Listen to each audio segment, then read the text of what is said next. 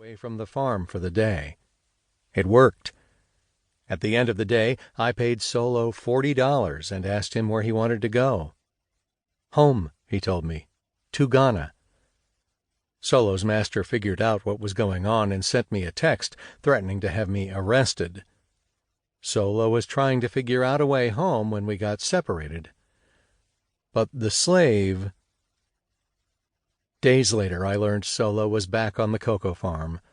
Was he captured and taken back? Maybe. But it's more likely that he looked at the opportunities before him and chose to go back. Solo chose slavery. When I learned Solo was back on the farm, I worried what repercussions he may have suffered from my actions. I acted. I did something, but I wish I had done nothing. Good intentions aren't enough. It's the results those intentions produce that matter. I regretted not acting to help the girl at the dump. I regretted helping Solo. I was a recent college grad when I met the man who made my favorite T-shirt outside the factory in Honduras where he worked. It was awkward. The T-shirt cost nearly as much as a day of his labor.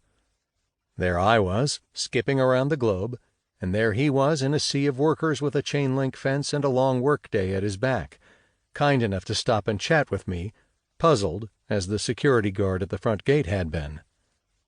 Why was I there?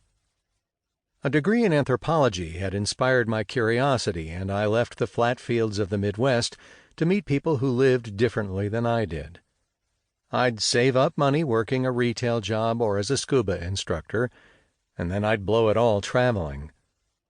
I started to write about my travels and would get paid a whopping $10 from publications for stories like spending the night alone in Castle Dracula in Romania. I could go anywhere in the world and have adventures worth writing about. It was the world's most expensive hobby. I was looking for that next place to go, and my favorite T-shirt had a funny picture of a guy from a TV show in the early 1980s, and these words, "Come with me to my tropical paradise." So, I thought, why not? I put on the shirt and showed up at the factory, half expecting the factory management to laugh at the randomness and silliness of it all and throw open the factory gates. They didn't, so I waited to the side of the factory to meet someone who possibly made my shirt. When Amilcar stopped to talk with me, the randomness and the silliness faded, replaced by awkwardness and questions from a forgotten sociology course. Does this job provide a better life for you and your family? What are you paid? Is this one of those sweatshops? Of course, I didn't ask any of these questions. I think deep down I didn't really want to know.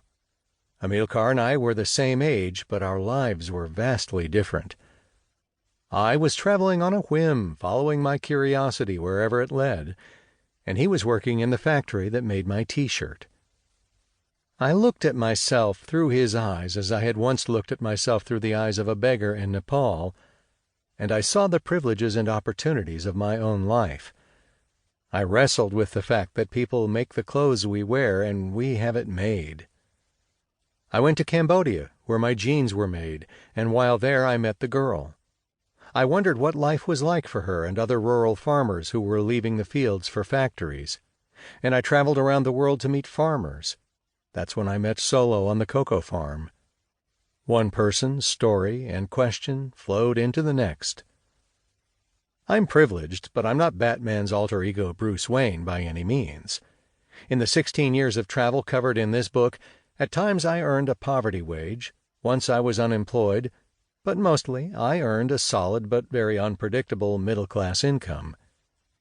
Yet I received an education. I have access to health care. I have not known hunger or war, nor have my wife and kids.